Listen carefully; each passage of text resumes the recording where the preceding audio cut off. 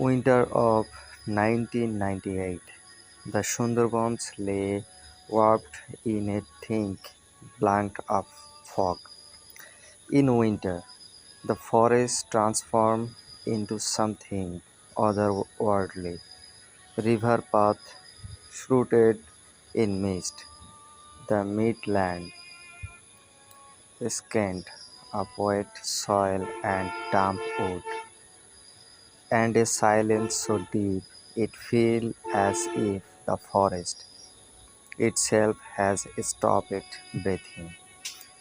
The three of us, Shariful, Zainal, and I, had been friends since childhood. Our lives were very different, but the bond we shared was unshakable. Zainal's father was a fisherman who spent most of his life on the river. Shariful's father made his living cutting timber, so he roamed the forest freely. My father was the only school teacher in the village, but all three of us had an irresistible attraction to the forest. Far from the city's joys, we found a life shaped by natural rhythm.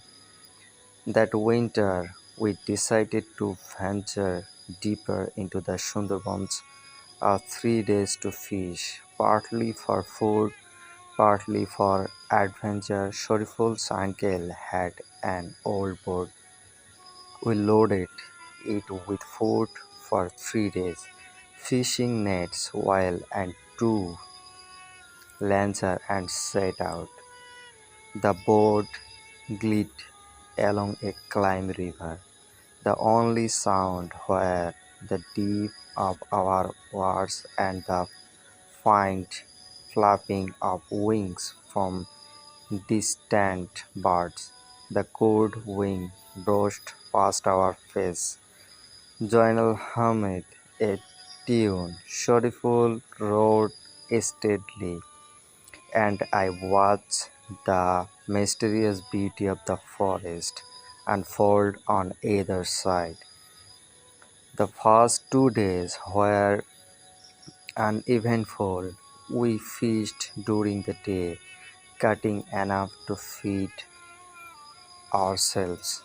At night, we tie the boat to the riverbank, light a lantern, and gather around telling stories. Tales of tigers, the forest goddess Bonbibi, and the dreaded forest spirit known as Dew. Zonal rivers believe in these tales. He would laugh them off. Just old folklore, it said me to scare people. No truth to it. Shariful would respond gravely one day. When you see it with your own eyes, you will understand. I remained silent, thinking how small our knowledge was compared to the forest's vast mysteries. On the third evening, just as the sun was setting, we tied the boat in a remote, quiet spot. The only sound were crickets and the occasional bird.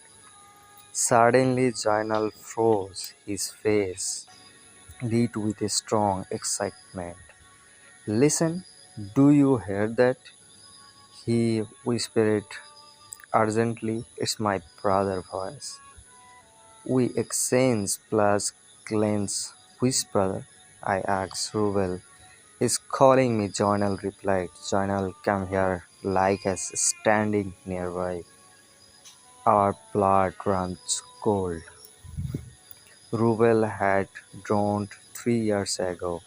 His body was never found. Are you mad? I said. He called your brother be here. But Journal's expression had changed. His eyes seemed cold, his lips pale. He ignored our caution and started walking toward the dense forest.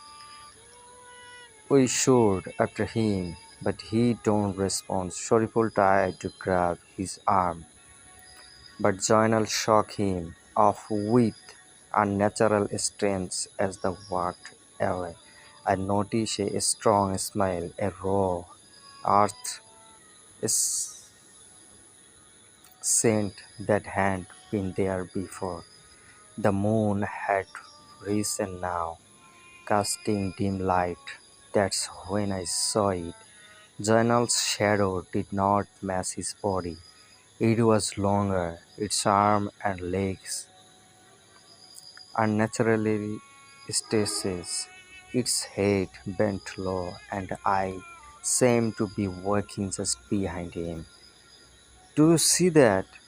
I whispered. Yes, Sharipur replied in a trembling voice. That's not human.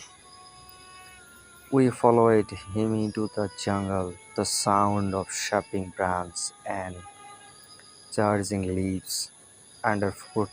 Sometimes we heard a strange laugh like a child playing in the dark.